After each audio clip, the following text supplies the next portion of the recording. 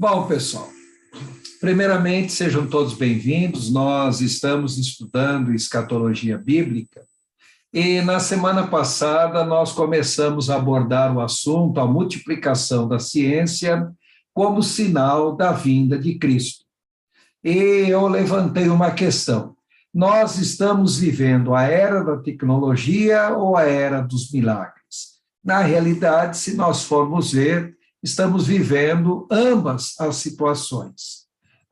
Na semana passada, nós usamos como referência para o nosso estudo, primeiramente, o texto de Daniel, capítulo 12, verso 4, que diz: Tu, Daniel, encerra estas palavras e sela este livro até o fim dos tempos. Muitos correrão de uma parte para outra e a ciência se multiplicará.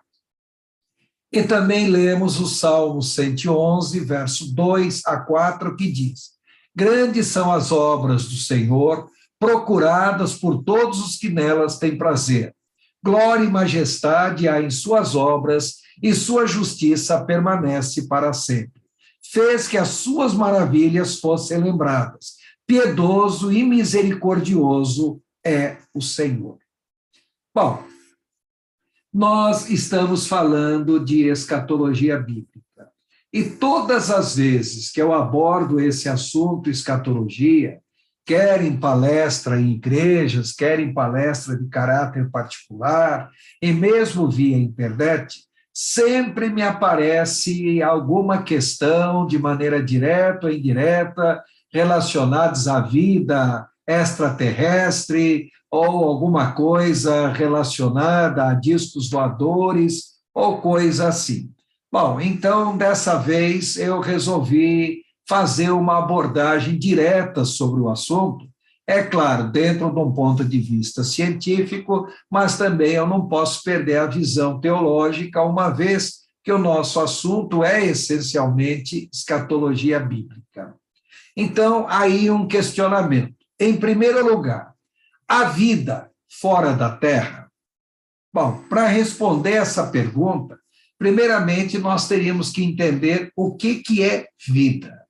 Vida no conceito humano, no conceito terrestre, ou existe algum conceito de vida que vá fora do que seja o conceito terrestre? Vocês já vão entender o que eu quero dizer por conceito terrestre. Então, se há vida fora da Terra, esta é uma dúvida de milhares de anos, tanto para religiosos, como para filósofos, cientistas, especuladores e assim por diante. Então, para responder esse tipo de questão, deixa eu levantar uma outra questão. Se houver vida fora da Terra, que tipo de vida seria? Bom, então vamos ver sobre a probabilidade de existir vida fora da Terra ou não. A primeira coisa que nós temos que considerar é o seguinte: calcula-se que exista no universo entre 200 bilhões e 500 trilhões de galáxias ou nebulosas. Tá? Em outras palavras, são aqueles grandes aglomerados de estrelas, de quasares, pulsares, normalmente não, todas elas têm como centro um buraco negro, então calcula-se que existe no universo observável, porque existe o universo além do que pode ser observado por telescópios como James Webb, que é o mais potente que existe no espaço.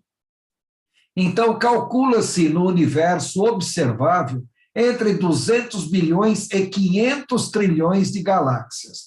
Como o número é impreciso de ser determinado, e principalmente porque nós estamos falando em universo observável, então vamos colocar aqui uma média de 250 trilhões de galáxias no universo observável.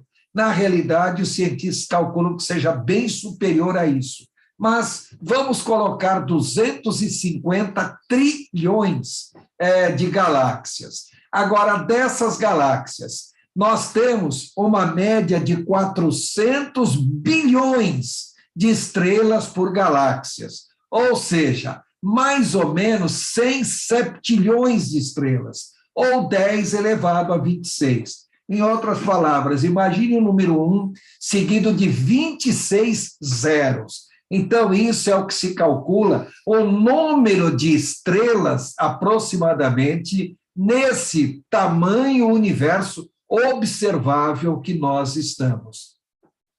Uma das galáxias é a Via Láctea. Então, vocês estão vendo aí uma animação da Via Láctea, tá? É uma das nebulosas do espaço. Só na Via Láctea há entre 100 e 500 bilhões de estrelas. Então, vamos tomar como referência aqui para o nosso cálculo, daqui para frente, como se tivesse 200 bilhões. Por que eu peguei 200 bilhões? É o número mínimo aceitável. É claro que esse número deve ser superior a isso, mas vamos trabalhar com o número mínimo. Então, só na Via Láctea, ou seja, na galáxia onde nós estamos, lembrando que essa é uma das 250 trilhões de galáxias do universo observável, então é uma das 250 trilhões de galáxias, então só nessa galáxia que é a Via Láctea, nós teríamos uns 200 bilhões de estrelas, um número mínimo. Agora, se 10% das estrelas da Via Láctea tiverem sistemas planetários, então seriam aproximadamente 20 bilhões de sistemas planetários.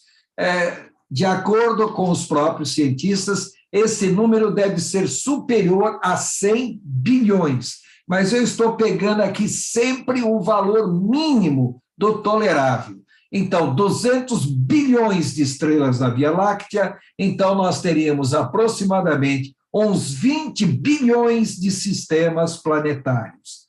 Agora, desses sistemas planetários, se 10% dos sistemas planetários tiverem condições de vida, então nós teríamos 10 bilhões de planetas potenciais para a vida.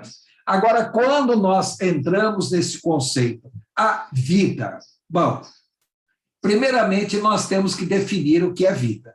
Entenda o seguinte, os elementos químicos que existem na natureza, aqui no planeta Terra, são os mesmos elementos químicos que existem em qualquer lugar do universo.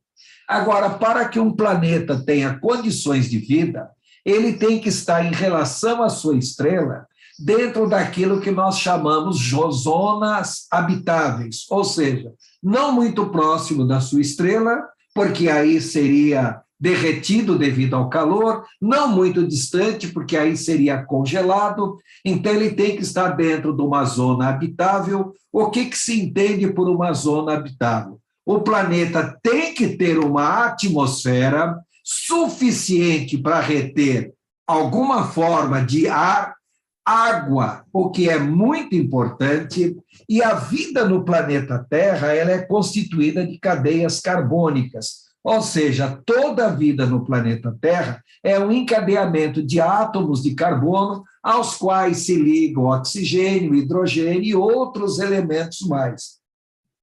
Quem estudou química orgânica na época do ensino médio ou segundo grau, na minha época era segundo grau, então nós aprendemos sobre etano, metano, propano, butano, pentano, hexano, heptano e assim por diante. Em outras palavras, vida na Terra entende-se como cadeia carbônica. Não existe vida sem cadeia carbônica. Mas será que em outros lugares do espaço a vida seria constituída de cadeias carbônicas? É quase que impossível aceitar a ideia de vida que não seja cadeia carbônica. Mas como se no próprio planeta Terra já foi encontrado vida no fundo do mar, juntamente da onde saem vulcões submarinos, vida que não é necessariamente cadeia carbônica, então essa possibilidade no espaço existe. Agora, o que interessa é que em todo ser vivo sempre existe esses 6 elementos, os chamados CHOMPs, ou seja, carbono, hidrogênio, oxigênio, nitrogênio, fósforo e enxofre. Esses 6 elementos químicos existem em qualquer tipo de vida que nós vamos analisar aqui na Terra. Como até agora nós nunca encontramos nenhum tipo de vida, nunca entre aspas, depois nós vamos ver que há um porémzinho aí. Mas, em princípio, como nós nunca encontramos nenhuma outra forma de vida fora do planeta Terra, e todas as formas de vida sempre contêm pelo menos esses 6 elementos. Não são só esses 6. Vocês já vão ver daqui a pouquinho que são 21 elementos químicos. Mas esses 6 estão presentes em qualquer forma de vida do nosso planeta Terra e até mesmo fora do nosso planeta. Daqui a pouquinho eu entro nesse mérito da questão. Agora, entenda, poxa, se apenas 10% dos planetas tiverem condições de vida, então seriam 2 bilhões de planetas potenciais para a vida. Agora, desses 2 bilhões de planetas potenciais para a vida, se 10% realmente tiverem alguma condição de vida, então seriam 200 milhões de planetas com diferentes tipos de vida. Entendendo que um vírus, uma bactéria, um protista, um protozoário já seria entendido como alguma forma de vida. E hoje em dia existe a exobiologia, também chamada de astrobiologia. Ex quer dizer para fora. Então, biologia seria a vida fora do planeta Terra. E a astrobiologia, isso é a mesma coisa, a vida nos astros. Então, creem que há potenciais qualidades de vida, nem que seja de vírus e bactérias, fora de outros planetas, ou fora do planeta Terra, em outros planetas. Aí surge uma questão interessante, antes de nós continuarmos em frente. Muitas enfermidades, vamos começar pela gripe, vamos começar pelo Covid-19, são infecções virais, vírus do próprio planeta Terra, que contaminam o ser humano e pode causar morte. Já pararam para pensar se um dia nós travarmos contato com algum tipo de vírus, bactéria, ou seja lá o que for, fora do planeta Terra, que tipo de enfermidades que eles poderiam causar no ser humano? Observem que nós que viemos de origem europeia, nós temos resistência ao vírus da gripe. Então, nós pegamos gripe, de uma maneira ou de outra, nós sobrevivemos à gripe. A não ser quando é uma gripe suína, H1N1, tá, ou Covid. Agora, quando os brancos chegaram no continente americano, os índios não tinham resistência nenhuma para a gripe, para o vírus da gripe. Então, o que era uma enfermidade banal entre os europeus, uma gripe para os índios, era, e é até hoje, uma enfermidade fatal. A pessoa contaminada morre mesmo. Então, imagine, de repente, nós travarmos contato com algum tipo de vida fora do planeta Terra, que tipo de enfermidade que essas vidas, esses vírus, bactérias, seja lá o que for, poderiam causar no ser humano. Mas, continuando, se desses 200 bilhões de planetas com diferentes tipos de vida, se 10% tiverem vida inteligente, entendam vida inteligente com seres pelo menos próximos daquilo que nós entendemos por seres humanos. Então, nós teríamos pelo menos 20 milhões de planetas com vida inteligentes. Agora, se 10% desses tiverem vida com um desenvolvimento tecnológico igual ou superior ao desenvolvimento tecnológico humano, então nós teríamos pelo menos 2 milhões de planetas altamente tecnológicos. Se 10% desses planetas altamente tecnológicos estiverem próximos o suficiente para chegar na Terra, bom, aí nesse caso, então, nós teríamos aproximadamente uns 200 mil vizinhos. De acordo com o Nick Pope, na realidade, nós temos pelo menos 4 milhões de vizinhos. Tá? Bom, eu estou sempre trabalhando com o número mínimo aqui. Tá? Então, nós teríamos pelo menos 200 mil vizinhos com possibilidade de chegar até o planeta Terra. Possibilidade não quer dizer que tem interesse em chegar aqui. Bom, uma vez feito isso, se 10% tiverem interesse em nos visitar, então seriam pelo menos 20 mil interessados em nós. Aí vem a pergunta, qual o motivo desse interesse? Teriam interesse em nós, por quê? Afinal das contas, o que os aliens, nós vamos explicar daqui a pouquinho o que significa aliens, o que os aliens querem realmente conosco? Bom, daqui a pouquinho estaremos entrando nessa questão. Se 10% já realmente vieram à Terra em algum momento, então são 2 mil visitantes. Aí vem aquela pergunta, se eles têm essa possibilidade, se visitam, por que não fazem contato claro e direto com a humanidade? Não bastaria um deles descer aqui, em pleno centro da cidade, e dizer, vim de tal planeta, me leve ao seu livro. Bom, para quem espere que o contato seja feito dessa maneira, nunca será feito dessa maneira. Mais tarde vamos ver por que nunca seria feito dessa maneira. Se 10% já fizeram contato com os humanos, então nós teremos pelo menos 200 tipos de contatos diferentes. Não confunda tipo de contato com qualidade, com quantidade de contato. Seriam pelo menos 200 tipos diferentes de contatos. Tá? E esses tipos diferentes de contato podem ser realizados N vezes. Então, tipo de contato não é para ser confundido com quantidade de contato. Por outro lado, se 10% realmente estão em contato, então seriam 20 contatos já estabelecidos. Se isso já aconteceu, por que os governos mundiais escondem tanto isso? Bom, existem várias explicações, nós vamos falar daqui a pouquinho sobre a engenharia reversa e os interesses militares. De acordo com Robert Lazar, ele afirma categoricamente que calcula-se que os americanos tenham entre 9 a 11 naves espaciais em seu poder. A mesma coisa pode-se dizer dos russos, que têm quase igual quantidade de contato, chineses, ingleses, iranianos e também israelenses. Então, vários países do mundo, na realidade, calcula-se que tem alguma nave, algum artefato espacial em seu poder. Então, principalmente entre os americanos, inclusive o famigerado ET de Varginha e a nave espacial capturada aqui, calcula-se que esteja em poder dos americanos. Como também uma nave que caiu no norte da Argentina, também em poder dos americanos. Então, calcula-se que o Bob Lazar afirma que seriam 9 naves espaciais em poder dos americanos.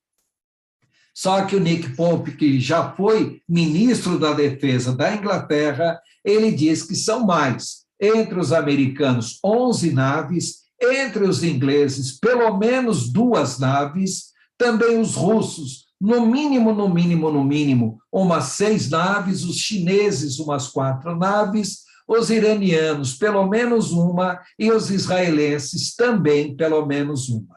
Então, teoricamente, existem aí já algumas dezenas de naves espaciais que se calcula que esteja em poder de algum governo mundial. Se está em poder desses governos mundiais, por que eles não revelam claramente que está em poder deles e ficam o tempo todo negando a existência desses discos voadores? Disco voador é uma tradução para a língua portuguesa, uma tradução tanto quanto imprópria, seria saucer. Saucer seria pires voador, se nós fôssemos traduzir literalmente, mas na língua portuguesa soa melhor falar disco voador do que pires voador. Tá? Bom, O que eu gostaria que vocês observassem, um pequeno detalhezinho antes de nós continuarmos em frente. Nós falamos para vocês sobre a vida no planeta Terra.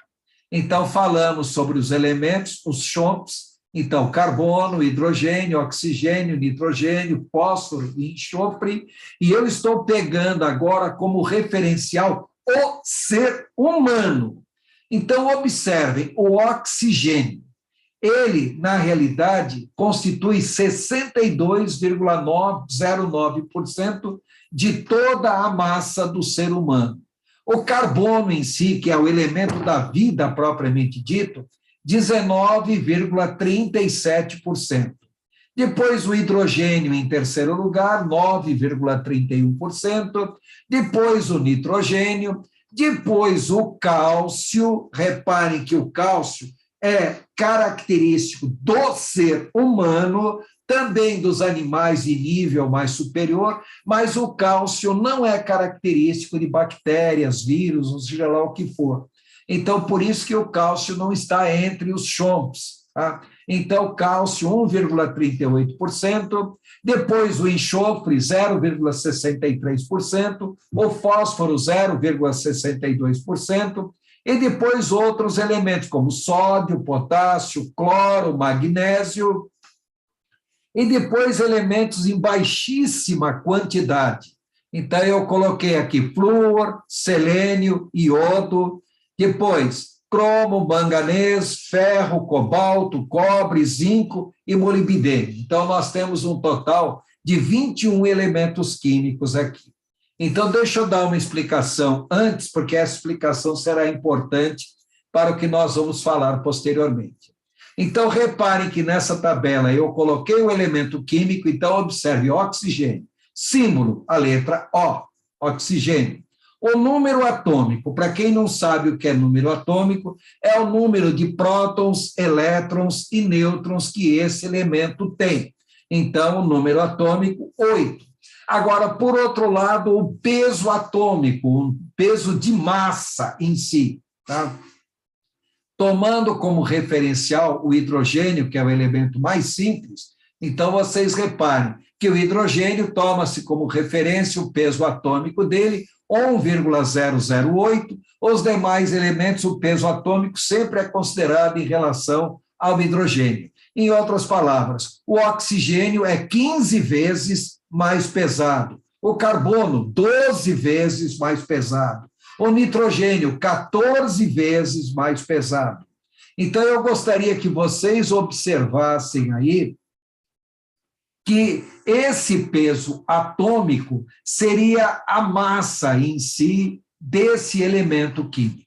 Tá? Bom, por enquanto vocês vão falar por que é importante saber isso. Daqui a pouquinho vocês vão ver o quanto é importante. O que eu queria que vocês observassem aí, o número atômico e o peso atômico. Olha os elementos que eu coloquei embaixo. Flúor, 9. 9, o que é? O número atômico do flúor é 9. Selênio é 34. Iodo, o número atômico é 53. Então, repare que o maior elemento, o maior peso atômico dos elementos que constituem o corpo humano é o iodo. Então, P, número atômico, 53. Depois, coloca ali cromo, 24, manganês, 25, tal. Bom, o que eu quero que vocês entendam, que nós, na realidade, somos constituídos de elementos químicos de baixo número atômico e baixo peso atômico. Aí vocês vão perguntar, mas por que essa informação é importante? Tá? Por enquanto, eu só quero que vocês guardem essa informação. Então, todos os elementos químicos que constituem o corpo humano têm um número atômico relativamente baixo e o peso atômico relativamente baixo. Lembrando a todos vocês que até hoje nós temos um total de 118 elementos químicos, sendo que 92 desses elementos químicos existem em estado natural, existem na natureza. Tá? Os demais, do número 93 em diante, não existem na natureza, eles podem ser produzidos em laboratório, mas não existem em condições naturais. mas seriam produzidos em laboratório como? A partir de elementos que já existem na própria natureza. Bom, por enquanto só quero que vocês guardem essa informação. Outra coisa importante, repare que todos os elementos químicos que constituem o corpo humano, observem lá aonde eu escrevi, tipo, oxigênio é um não metal, carbono é um não metal, hidrogênio um não metal, nitrogênio um não metal. Reparem que todos eu coloquei não metal, não metal, não metal, e lá mais embaixo, flúor, selênio e iodo, não metais. Tá? Por quê? Porque os elementos não metálicos não aguentam alta temperatura. Se colocar sobre uma alta temperatura, eles queimam, eles viram carvão. Tá? Pegue um pedaço de carne e coloque no fogo para você ver se não vai virar carvão. Então, repare que os elementos que constituem a vida, eles são não metais, portanto, eles não aguentariam altíssima temperatura. São pouquíssimos os elementos que são metais. Então, vocês reparem, cromo, manganês, ferro, cobalto, cobre, zinco e molibdênio, são metálicos, mas mesmo assim eles não aguentam altíssima temperatura. E vocês estão vendo nessa tabela que alguns elementos eu coloquei 1 em algarismos romanos ou 2 em algarismos romanos. 1 em algarismo romano, para quem conhece a tabela periódica dos elementos, 1 são os elementos, os metálicos alcalinos, e 2 são os metálicos alcalinos terrosos. Em outras palavras, o que eu quero que vocês observem que o percentual de elementos metálicos no nosso organismo é o mínimo possível. Tá? Por enquanto, apenas guardem essa informação. Bom, continuando em frente. Algumas observações sobre os ETs e alienígenas. Então, fato, milhões de aparições dos ETs e alienígenas são constatadas em todo o mundo. Então, as aparições existem. Não dá para negar, elas estão ali. E contra fatos não há argumentos. Então, em primeiro lugar, a palavra alienígena vem do latim alienigena ou alienos, que literalmente quer dizer estrangeiro, forasteiro, estranho, alienado, alienado é sem ligação, né? Alheio, fora da terra, extraterreno, e nós abreviamos a palavra alienígena por alien. Agora, qual é a diferença entre ET, extraterrestre, e alien? Então, o ET, o extraterrestre, em princípio, vem de outro planeta, enquanto que o alien não quer dizer necessariamente que venha de outro planeta. Pode ser alguém que tenha já a tecnologia de viajar no tempo. E muitos desses aliens pode ser que sejam pessoas de um futuro bem distante que estejam presentes no momento. Tá, eles vão falar, mas isso aí já é ficção científica. Não, não é não. Porque a grande quantidade de naves espaciais com inscrições em línguas latinas, detalhe, principalmente em inglês, é claro, é muito grande.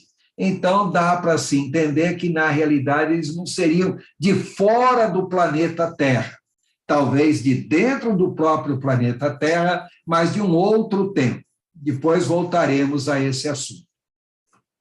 Em outras palavras, todo extraterrestre é um alien, mas nem todo alien é necessariamente um extraterrestre. Talvez muitos aliens sejam do próprio planeta Terra. Tá? Bom, vocês já vão entender melhor o que eu quero dizer com tudo isso. Agora, algumas curiosidades sobre os aliens. Todos os aliens observados até agora, todos são humanoides. E com uma característica importante, com distinção entre ser masculino e ser feminino. Em outras palavras, apresentam 2 sexos diferentes. E o mais curioso, geralmente os seres femininos têm seio. Se tem seio, o que indica que são mamíferos. Então, reparem que vamos pegar nos animais que vivem no planeta Terra. A escala zoológica mais alta são os mamíferos. Então, mamíferos produzem leite, tá? Tem pele, pelo. Tá? Abaixo dos mamíferos, nós temos as aves. Bom, as aves não produzem leite. Abaixo das aves, nós temos os répteis, abaixo temos os anfíbios, abaixo nós temos os peixes ósseos, depois os peixes cartilaginosos, depois os ciclóstomos, os protocordados, e aí vem os invertebrados propriamente dito. Agora, o que eu quero que vocês entendam, que esses aliens observados, uma curiosidade é que há uma distinção entre sexo masculino e feminino, e o feminino possui seio, em outras palavras, são mamíferos. Essa informação é muito importante. Outra coisa, eles têm diferentes tipos ou raças. Então, pelo menos 11 tipos ou 11 raças diferentes de aliens têm sido observados. O Nick Pope fala que são 36 raças diferentes. Bom, o que eu quero que vocês entendam é que todos concordam que são pelo menos 11. Tá? Agora, se alguns falam que são 36 ou próximo disso, bom, eles devem saber por que estão falando, mas pelo menos 11 todos concordam. E mais do que isso, a maioria deles tem formas humanas comuns. Então, não esperem um ser baixinho, um ser monstruoso. Não, eles teriam formas humanas comuns, com algumas pequenas distinções que nós vamos falar. Em outras palavras, eles poderiam passar completamente despercebidos no meio do nosso povo, se eles estivessem entre nós, como há a possibilidade deles realmente estarem entre nós e não seriam percebidos como seres diferentes. Alguns têm pele cinza a branca, alguns pele até meio azuladas. Agora, o que vale entender que a pele humana normal apenas um pouco mais clara. Normalmente, eles são apresentados como tendo a cabeça oblonga, ou seja, uma cabeça levemente desproporcional em relação ao corpo, sem cabelos ou cabelos escuros e até mesmo loiros. Olhos negros e grandes, muitos deles são pequenininhos, entre 100 centímetros a 140 centímetros, ou seja, 1 metro a 1,5 metros seriam os anõezinhos, só que alguns deles podem ultrapassar a 4 metros de altura. Mas a grande maioria dos aliens descritos até hoje, todos eles têm alturas normais compatíveis com o próprio ser humano.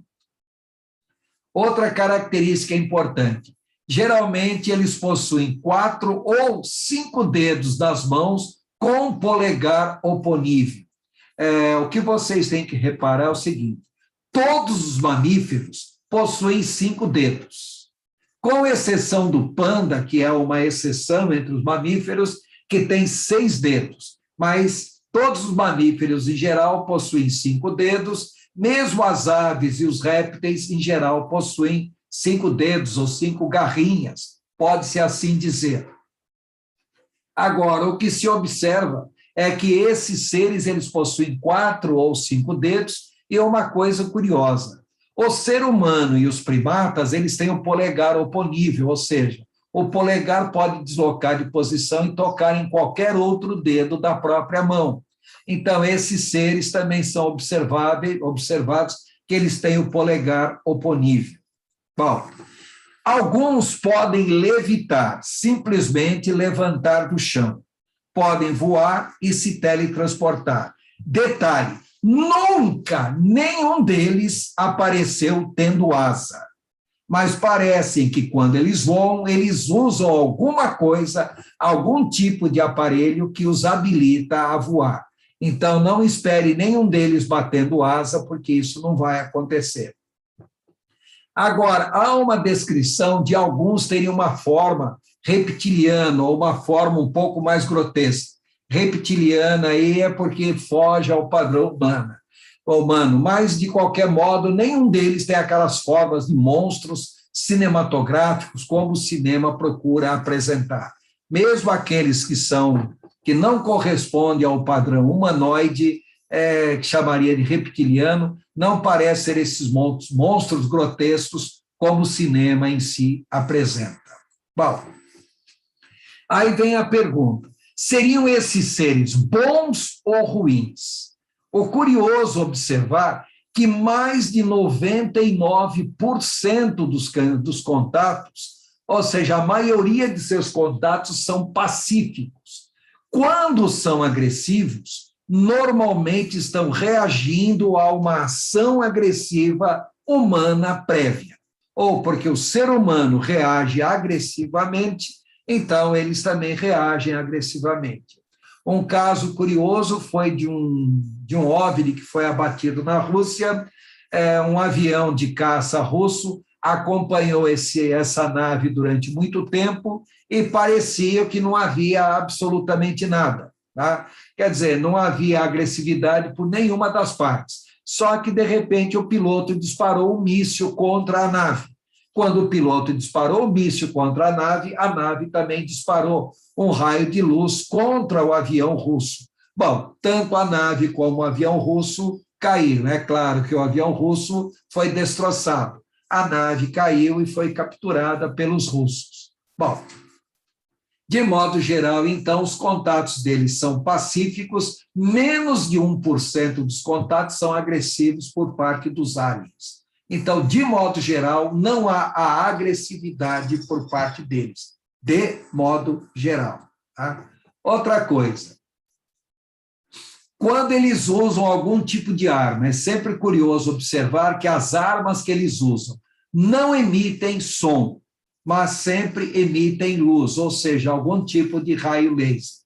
Aí vem aquele negócio, pela alta tecnologia que possuem, poderiam destruir toda a humanidade se realmente quisessem. Então, por que eles não fazem isso? É porque eles não querem destruir a humanidade. Se são tão desenvolvidos, porque ainda não dominaram a Terra. Bom, ou porque não é o tempo, ou porque não é esse o objetivo deles. Uma coisa curiosa que eles descrevem é que, como existem diferentes tipos de ETs, uma coisa que foi observada é que parece que existe uma certa animosidade entre diferentes tipos de ETs. Ou seja, entre eles existem seres que são inimigos, quer dizer, um contra o outro. E o mais curioso, tá? Aí vem uma pergunta: por que os governos dos países procuram de tudo quanto é maneira negar a existência deles? Por um motivo muito simples. O grande interesse das potências militares é lidar com a engenharia reversa, em outras palavras, é conhecer o que eles têm de tecnologia e tentar copiar a tecnologia para nós, aonde o Bob Lazar, o Paul Hellyer, eles declaram que eles trabalharam para o governo americano durante muito tempo em engenharia reversa. E é curioso observar que em 1947 teve o caso lá da nave espacial de Roswell, lá nos Estados Unidos. De lá para cá, houve um grande desenvolvimento tecnológico no mundo. Então, muita coisa foi inventada de lá para cá, de 1947 para cá, se bem que essa nave de Roswell não foi a primeira a ser capturada pelos americanos, na realidade, se calcula que foi a segunda nave capturada pelos americanos, uma já era de 1830, só que, obviamente, em 1830 não existia tecnologia para tentar entender o que tinha sido capturado. Só que de 1947 para cá, além da tecnologia ter evoluído, também havia uma outra característica. De acordo com Bob Lazar e com Paul Hellyer, até então nunca tinha sido capturado um ser desses ainda vivo. Então, há um interesse muito grande dos países em reverter a chamada tecnologia deles, é o que nós chamamos de engenharia reversa. Um exemplo disso, os iranianos, eles dispõem de um tipo de armamento que força a aterrissagem de qualquer avião ou coisa assim, mesmo que o piloto tente evitar, um raio de luz é disparado contra o avião e o avião é aterrissado na marra. Detalhe, só os iranianos têm essa tecnologia, nem os americanos têm. Como que os iranianos desenvolveram tamanha tecnologia? Se calcula que, na realidade, isso aí se deve à engenharia reversa. Bom, deixa eu continuar. Na realidade, eles evitam contatos diretos com os humanos. E por que eles evitam contato direto com os humanos? Porque isso abalaria as organizações políticas, principalmente militar, também social e econômica humanas. E abalaria também as religiões e crenças, principalmente o cristianismo, explicando melhor. Toda religião, inclusive o judaísmo, prega abertamente na possibilidade de vida em outros planetas. O cristianismo é a única religião que tem reserva com relação a isso. Vocês já pararam para pensar que durante muitos milênios, todo mundo achava que a Terra era o centro do universo. Até que apareceu lá no século XVI um cidadão chamado Nicolau Copérnico, que provou que a Terra não era o centro do universo. A Terra era meramente um planetinha que girava ao redor do Sol. Então, a partir daí, aquela teoria chamada geocentrismo, e agora substituída por uma nova teoria, heliocentrismo, a Igreja Católica reagiu duramente contra isso, não aceitava em hipótese alguma, mas no fim o próprio catolicismo teve que estender a mão à palmatória, afinal das contas a Terra não era o centro do universo. E de repente, quando começa o século XX, portanto, há menos de 100 anos atrás, isso em 1930, descobre-se que nem o sistema solar é o centro do universo. O sistema solar simplesmente é uma estrelinha insignificante dentro de uma galáxia chamada Via Láctea. Poxa vida! Então, repare, a Terra foi deslocada de centro do universo para algo secundário no sistema solar. De repente, o sistema solar foi deslocado de ser o centro do universo para ser uma estrelinha de periferia na Via Láctea. E, de repente, a própria Via Láctea foi deslocada de ser o centro do universo para ser meramente mais uma galáxia dentro do universo. E hoje em dia já se fala, há uma diferença entre o universo observável e o que existe além do universo observável. Talvez o nosso universo não seja realmente o centro de tudo. A Via Láctea não é o centro, então, desse universo. O sistema solar não é o centro da Via Láctea. Tá? E o planeta Terra não é o centro do sistema solar. Em outras palavras, tenta imaginar que se até então imaginava-se que nós éramos o centro de tudo, e de repente descobrir que nós não somos o centro de coisa alguma, somos a periferia da periferia da periferia da periferia. Tá? Isso abalaria muito as crenças, principalmente crenças religiosas, crenças científicas, mas principalmente as crenças religiosas em si. Tá? Bom, uma outra coisa curiosa, quando se fala sobre esses seres, os aliens em si, eles falam com as pessoas por telepatia, ou seja, eles não precisam de palavras verbais para expressar. Eles expressam colocando pensamentos diretamente na cabeça das pessoas. Então, a telepatia funciona como uma espécie de inspiração mental. Algumas vezes, eles se expressam em idiomas humanos. E o curioso, eles podem falar qualquer idioma, qualquer um dos 7.000 idiomas do planeta Terra. E o mais curioso ainda, de modo geral, eles demonstram preocupação com os seres humanos. E uma coisa que é mais curioso ainda, uma preocupação em especial com o povo de Israel. Bom, aí, de repente, nós começamos a sair da ciência e entrando no aspecto religioso. Por que, em especial, com o povo de Israel? Bom, são questões que daqui a pouquinho nós vamos abordar. Uma outra coisa curiosa também que acontece com esses seres extraterrestres são os chamados fenômenos de abduções, ou seja, quando pessoas são raptadas da superfície do planeta Terra e levado para alguma dessas tais naves espaciais. Então, por que eles fariam isso? Então, muita gente fala, eles estão interessados no material genético do ser humano. O mais curioso é que muitos deles descrevem, dessas pessoas abduzidas, que eles são levados para fora do planeta Terra a fim de realizar ato sexual mesmo, para procriação com alguma mulher alienígena. Raríssimos são os casos em que acontece o contrário. Alguma mulher humana é que vai procriar um ser alienígena. Embora haja relatos sobre isso, mas é 1 em cada 200 mil dos casos de abduções, aonde, na realidade, o ser humano é que vai fecundar alguém alienígena. Outra coisa também, essas pessoas, uma vez abduzidas, são desenvolvidas sem sequelas físicas ou orgânicas, mas podem ter várias sequelas psicológicas. Alguns ficam pirados. Outra coisa curiosa, voltam com implantes hipodérmicos debaixo da pele, implantes musculares profundos e até mesmo implantes neurológicos.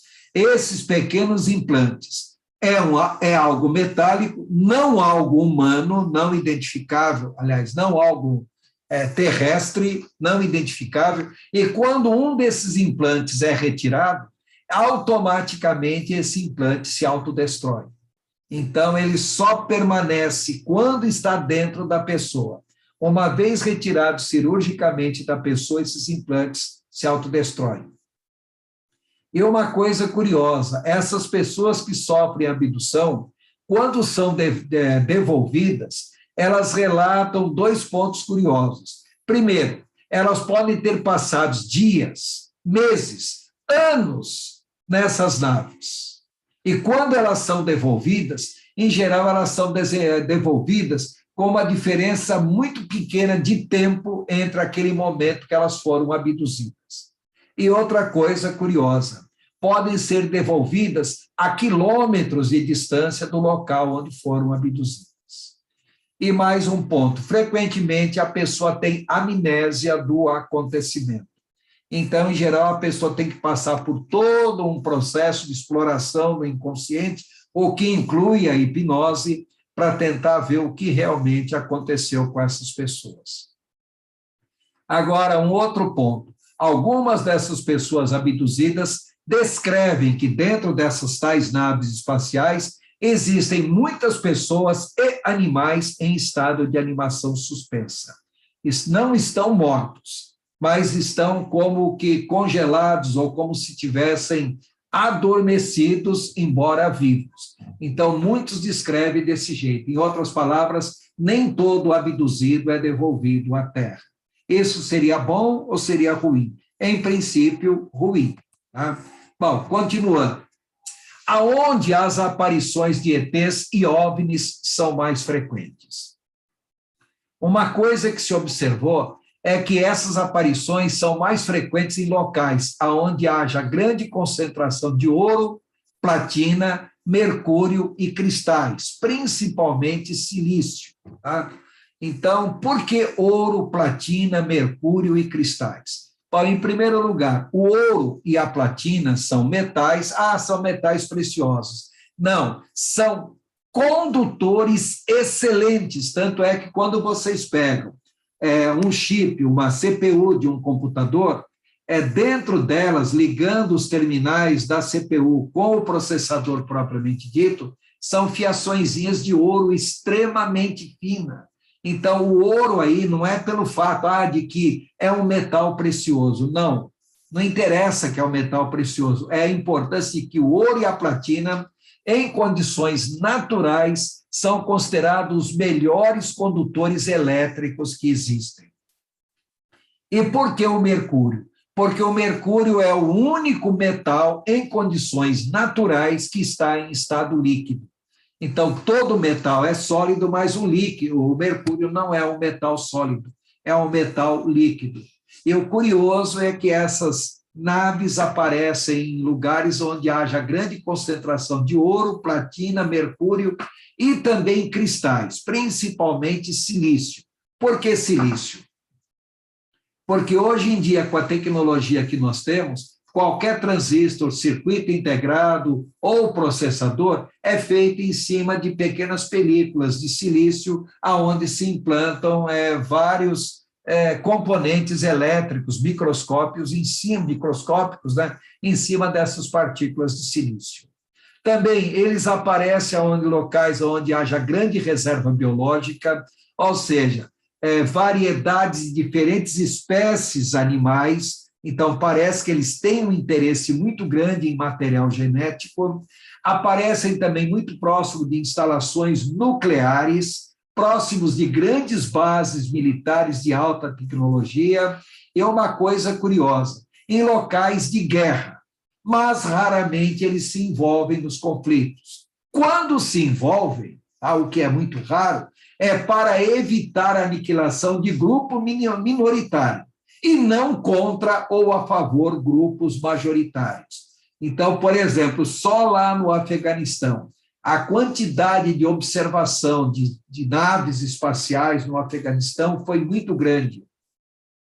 Mas a maior concentração de avistamentos de OVNIs aconteceu durante a Guerra do Yom Kippur, em 1973, quando Israel lutou contra todos os países árabes ao redor, e foi a única guerra em que Israel realmente chegou próximo de uma aniquilação.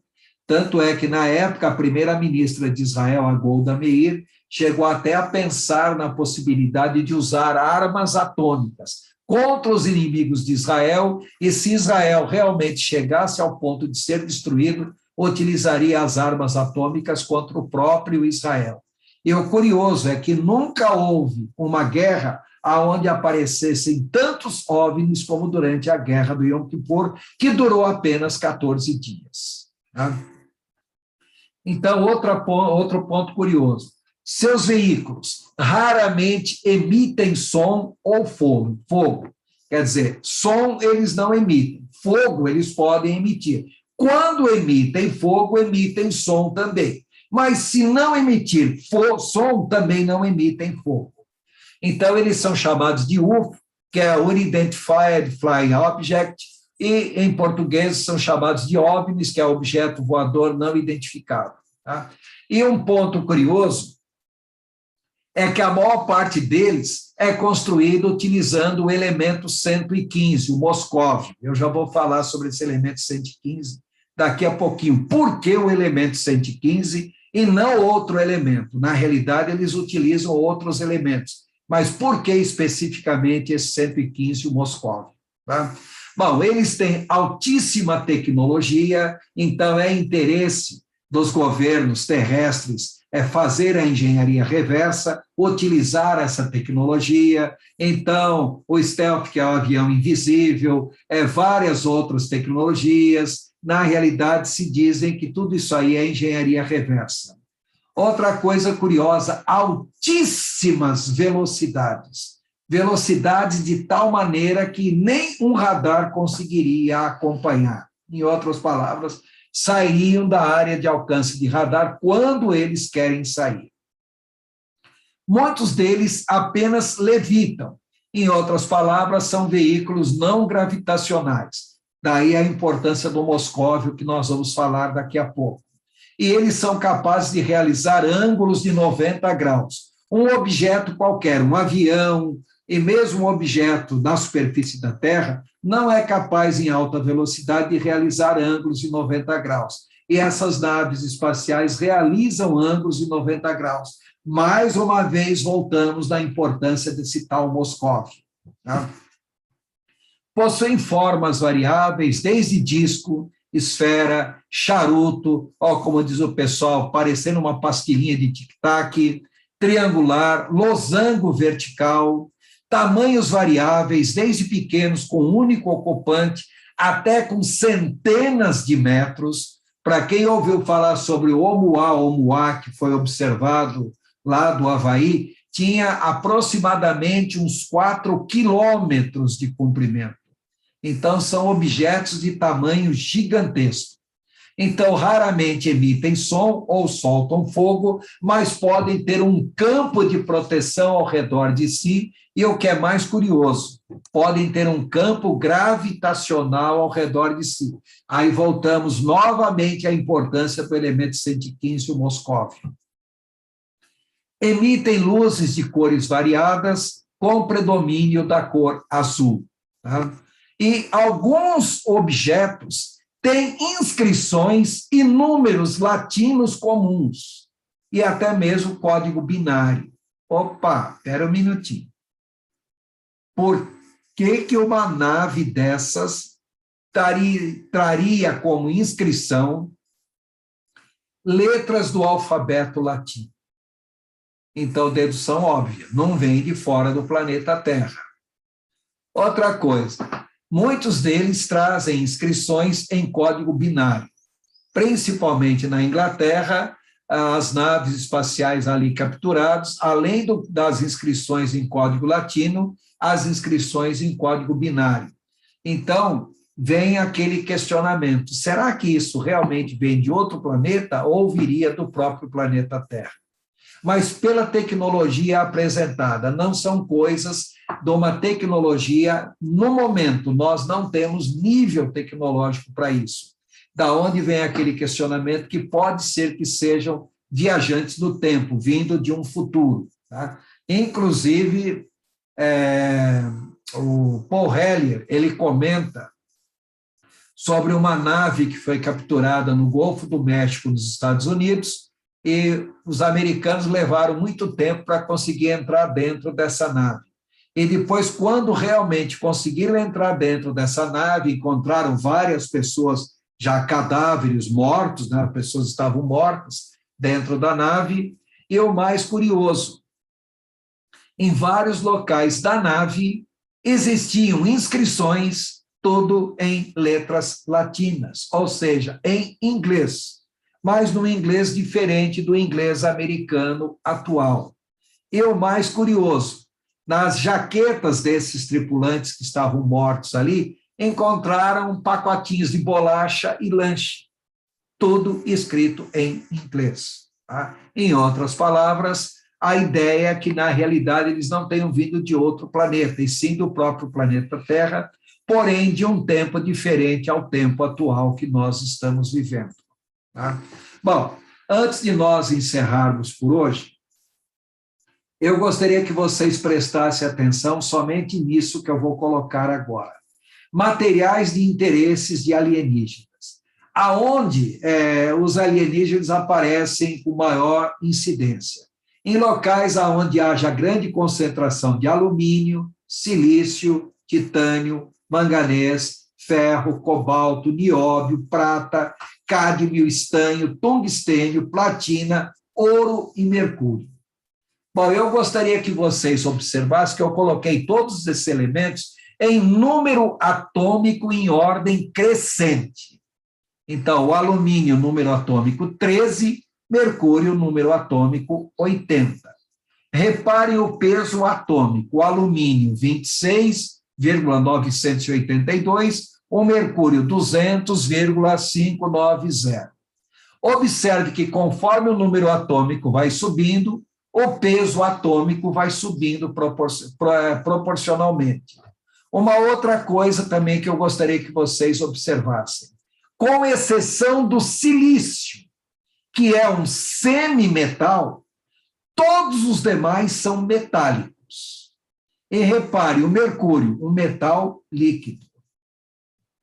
E observe uma outra curiosidade.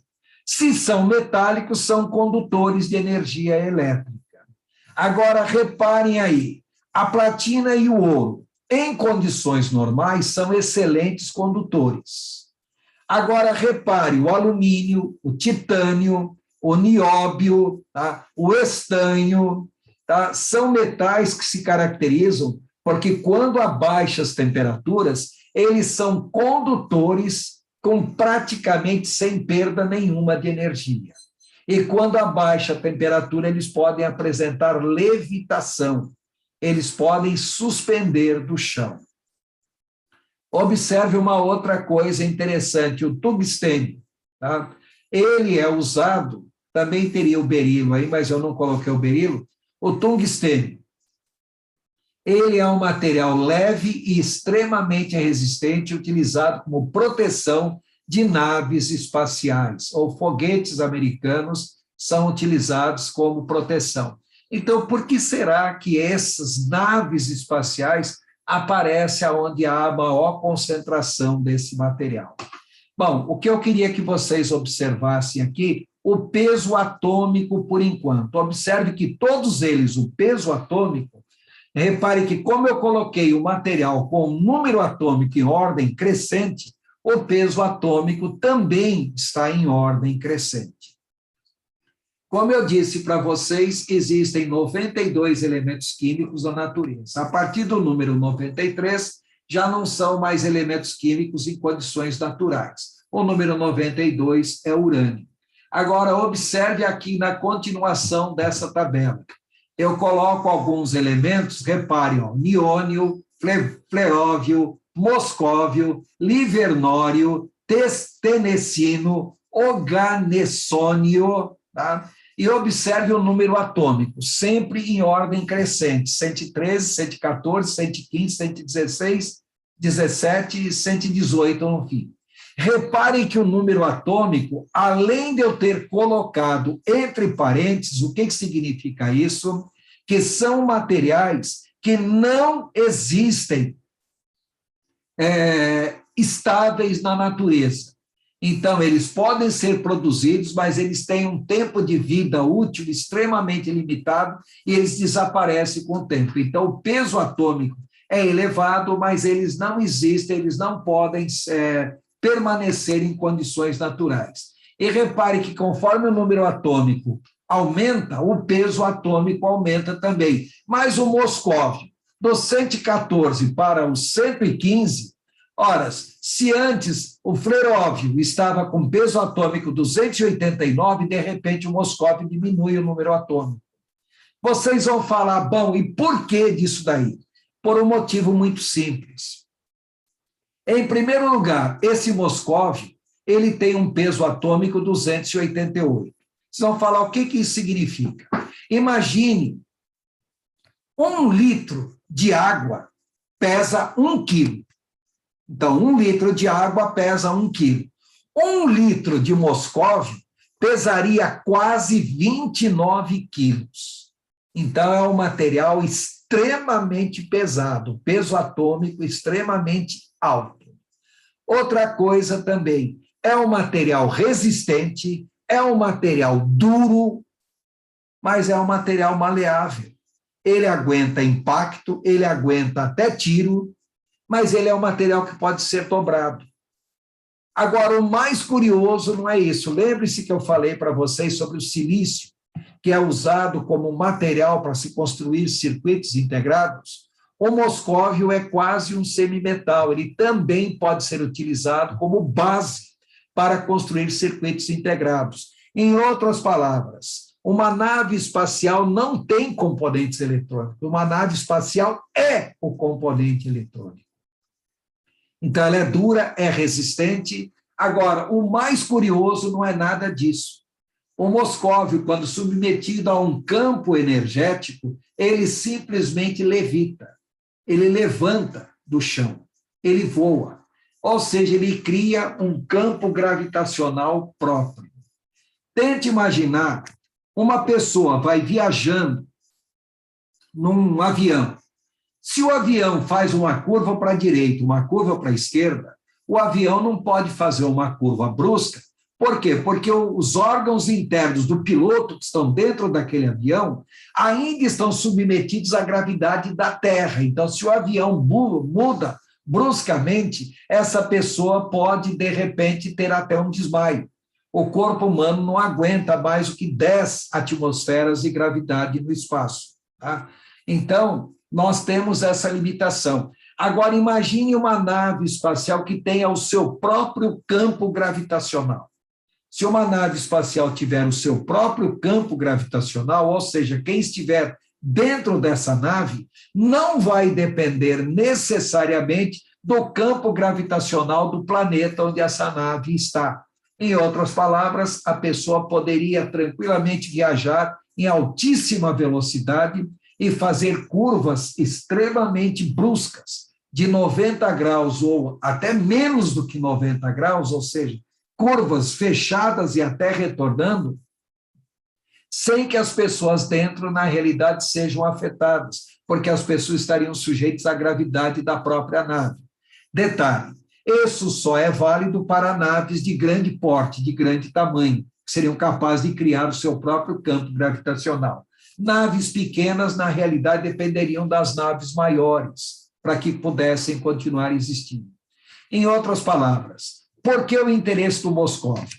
Primeiro, porque é um elemento extremamente pesado, duro, resistente, é um elemento que é metal, é condutor de eletricidade, ao mesmo tempo é um semimetal, pode ser base para vários componentes eletrônicos, e mais do que isso, é um elemento que pode ser utilizado para criar um campo gravitacional, de tal maneira que a pessoa, dentro de uma aeronave constituída desse Moscóvio, a pessoa não mais dependeria da gravidade do solo, da gravidade da Terra, ou de planeta, ou seja lá o que for. A pessoa estaria sujeita à gravidade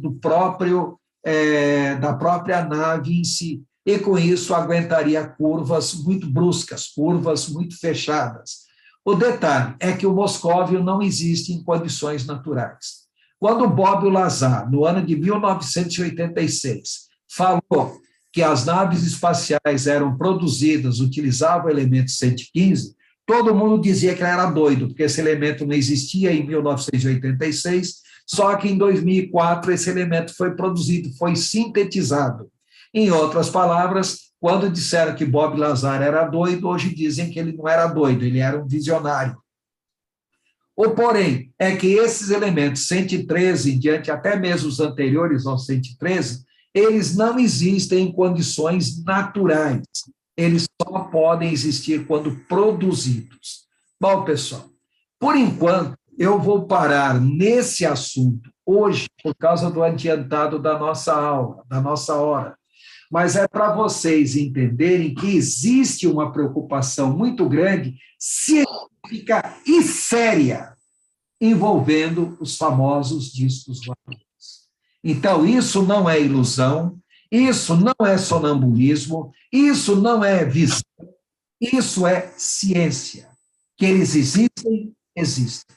Dá para negar? Não, não dá para negar.